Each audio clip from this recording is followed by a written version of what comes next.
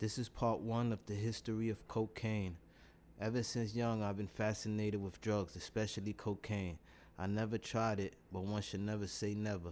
If I ever get the chance to go to Peru or Bolivia, I'ma try the pure stuff and chew on the leaves.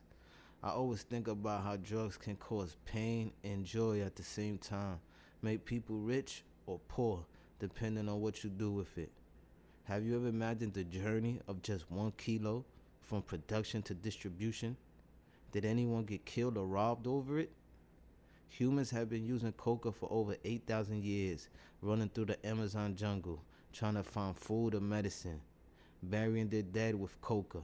I wonder who was the first indigenous person to chew on the mint green leaf. What did the Spanish conquistadors think about it? When Amerigo Vespucci arrived in Venezuela in 1499, he was met by coca-chewing natives who would mix the leaf with lime made out of roasted seashells. The lime would free the coke from the leaves. Venezuela is not a cocaine producer, but coca grows there naturally. There are 4 different types of coca plants. The plants they use to make cocaine is called Erythroxylum coca, also called Amazonian coca. The word coca comes from the Aymara tribe in Bolivia, their word for tree. The natives believe coca comes from a beautiful woman named Mama Coca who was killed, and from her manes grew the plant.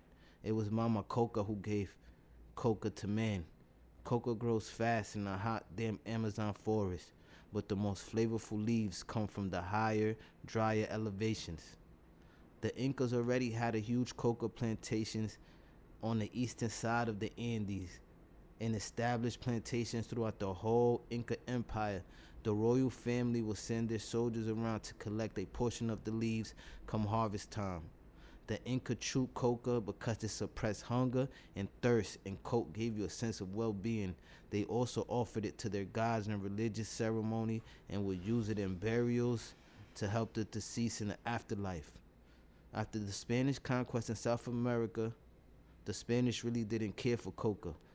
They allowed the natives to keep on growing and chewing the leaves. After Isabella, the Queen of Spain, declared the natives her subjects, which gave the Indians some rights like payment for their work, that sparked the first coca market. Settlers started their own coca plantations to sell to the natives.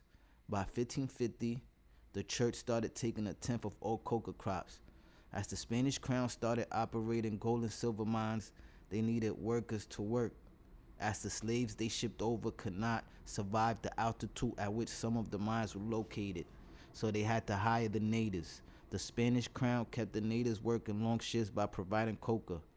In the city of Potosí, Bolivia, where the biggest silver mine was located, so much money was being made selling coca. One Spanish observed the natives would spend double the amount of money they spent on food buying coca. Coca brought in Cusco, the coca production hub at the time, for a few pesos could be sold in Potosí for 10 pesos. By the early 1600s, it was estimated to be 2,000 Spanish coca merchants in Potosí.